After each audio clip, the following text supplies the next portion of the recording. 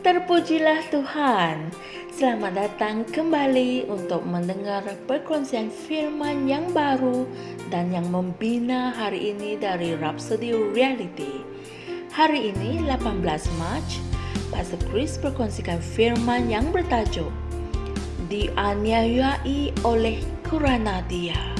Haleluya.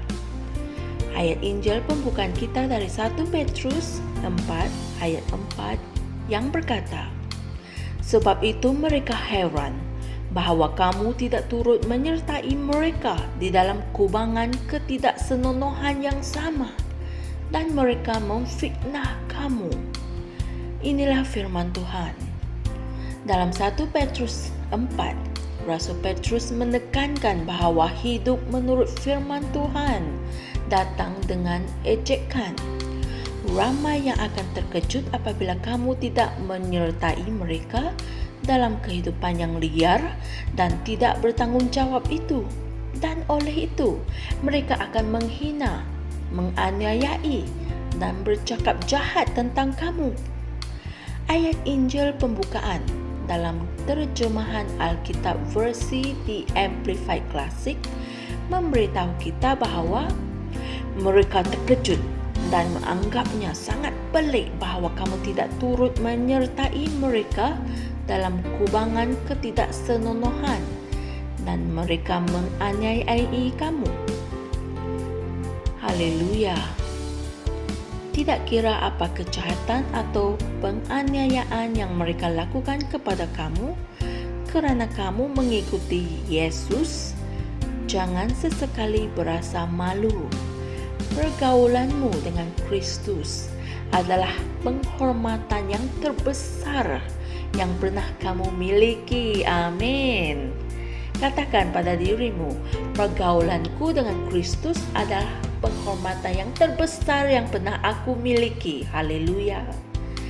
Alkitab mengatakan dalam 1 Petrus 3 ayat 17, sebab lebih baik menderita kerana berbuat baik, jika hal itu dikehendaki Allah, daripada menderita kerana berbuat jahat. Haleluya. Oleh itu, bezakanlah dirimu untuk Tuhan. Perlengkapkan dirimu dengan fikiran yang sama, iaitu fikiran Kristus. Jangan berasa malu untuk mempertahankan Tuhan, tidak kira apa jenis penganiayaan. Dia telah mempertahankan kamu dan menyelamatkan kamu. Jadi, kamu harus mempertahankan Dia. Haleluya. Jangan risau memikirkan bahawa kamu akan dipinggirkan atau disisihkan. Yesus mengasihi kamu walaupun semua orang lain meninggalkan kamu. Dan menurut firman itu, Dia tidak akan meninggalkan kamu. Amin. Dia ada di dalam kamu dan sentiasa bersama dengan kamu. Haleluya. Dan ketahuilah, aku menyertai kamu senantiasa sampai ke akhir zaman. Amin. Dan ini tertulis dalam Matius 28 ayat 20. Bacakan firman-Nya dalam Lukas 21 ayat 33 hingga 36. Langit dan bumi akan berlalu, tetapi perkataanku tidak akan berlalu. Jagalah dirimu supaya hatimu tidak dibebani oleh kebingungan dan kemabukan serta kekhawatiran hidup, dan hari yang tak terduga itu akan datang kepadamu. Sebab hari itu akan datang seperti jerat ke atas semua orang yang tinggal di seluruh muka bumi ini. Maka berjaga-jagalah senantiasa sambil berdoa, supaya kamu beroleh kekuatan untuk melepaskan diri daripada segala sesuatu yang akan terjadi itu, dan supaya kamu tahan berdiri di hadapan Anak Manusia. Haleluya. Kita sedang berada di zaman akhir dan perkara-perkara yang sedang berlaku di seluruh dunia adalah penggenapan nubuat-nubuat ini di depan mata kita. Tetapi Inilah pertanyaan yang kamu harus jawab dalam Ibrani 2 ayat 3. Bagaimanakah kita akan melepaskan diri jika kita mensia-siakan keselamatan yang sebesar itu? Haleluya. Hiduplah menurut firman Tuhan, dan jangan sampai ada sesuatu yang menyebabkan kamu tidak mempedulikan atau mengabaikan keselamatan kamu. Dalam Matius 5 ayat 11 hingga 12, Yesus berfirman, "Berbahagialah kamu apabila orang mencela kamu dan menganiayai kamu serta mengumpat kamu dengan dusta oleh sebab aku. Bersukacitalah dan bergembiralah kerana pahalamu besar di syurga, sebab sedemikian itu juga mereka telah menganiaya para nabi sebelum kamu." Inilah firman Tuhan. Haleluya. Saudara-saudari semua, mari kita sama-sama membuat pengakuan ini. Ya Bapa, aku tidak ragu-ragu dan goyah dengan kata-kata orang jahat yang menghina atau yang memfitnah.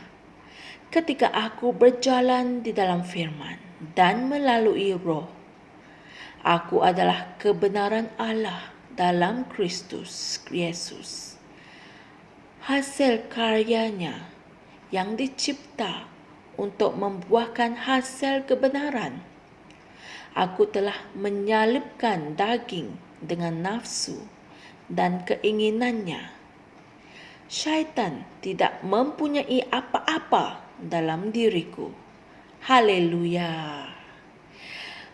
Untuk memahami perkongsian firman kita pada hari ini, renungkan ayat-ayat Injil berikut, yaitu 2 Korintus 7 ayat 1, Kitab Terjemahan NIV, dan Mazmur 24 ayat 3 hingga 5. Jangan lupa subscribe saluran YouTube kami untuk mendapat notifikasi dan mendengarkan firman setiap hari.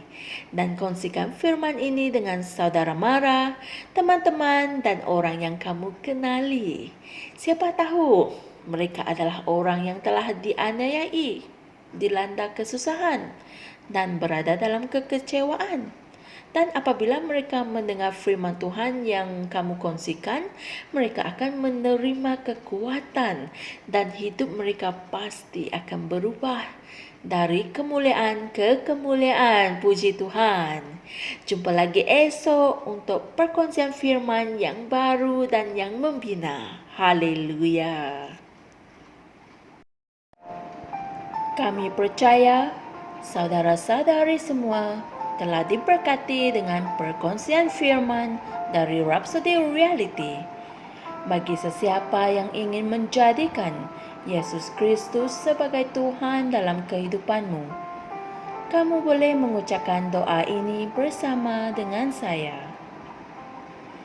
Ya Tuhan Allah, aku mempercayai Yesus Kristus, Anak Allah yang hidup dengan sepenuh hatiku.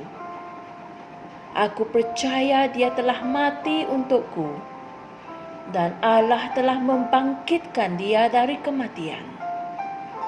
Aku percaya Dia hidup hari ini.